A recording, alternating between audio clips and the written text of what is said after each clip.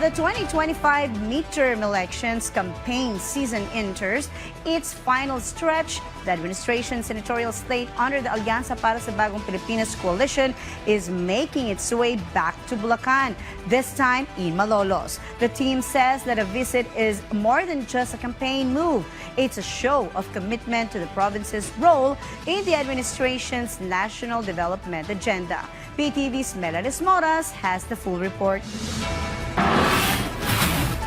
Upang po magkakapayapaan dito sa Pilipinas, upang maging makatarungan ang Pilipinas, upang mag-unlad ang Pilipinas, huwag po kayo magdalawang isip pa pagdating po ng Lunes, pag-upo po ninyo, pagpirma po ninyo ng balota.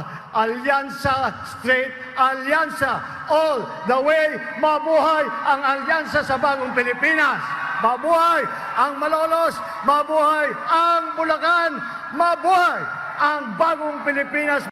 5 days before the 2025 midterm elections, President Ferdinand R. Marcos Jr. proudly campaigned for the 11 senatorial candidates of the Alianza para sa Bagong Pilipinas during their campaign rally in Malolos City, Bulacan. Among the Alianza senatorial bets are Senators Francis Tolentino, Lito Lapid, and Pia Cayetano, former Senators Tito Soto, Ping Lacson, and Manny Pacquiao, Makati City Mayor Abby Binay, former DILG Secretary Ben-Hur Abalos, and Representative Erwin Tulfo. Senator Bong Revilla and Representative Camille Villar are also part of the group, although they were not able to come today. During his speech, the chief executive highlighted each candidate's background and track record to prove that they deserve to win. Meron po tayong mga tinatawag namin na the fighting women of Alianza. Andyan po si Senator Cayetano, andyan po si Senator Binay, andyan po si Senator Villar, andyan po silang lahat natitiyak na may malakas na boses ang kababaihan sa Senado at maaasahan na sila ang magtatanggol ng karapatan ng kababaihan dito sa Pilipinas. President Marcos also highlighted various government programs in Bulacan, from roads, agriculture, tourism, and more. He said Filipinos must vote for the right candidate on May 12 to continue the country's development. Sa tulong ng mga reformang ito, mababawasan ang oras ng biyahe ng mga Pilipino.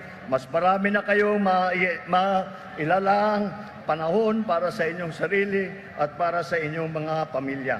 Kaya naman po kung tayo po ay ninanais po natin na ipagpatuloy ang magagandang programa na nating sinimulan, kailangan po natin na makahalal ng mga senador na nakakaunawa sa pangangailangan ng taong bayan. The Alianza para sa Bagong Pilipinas is set to conduct its meeting de avance on Friday in Mandaluyong City.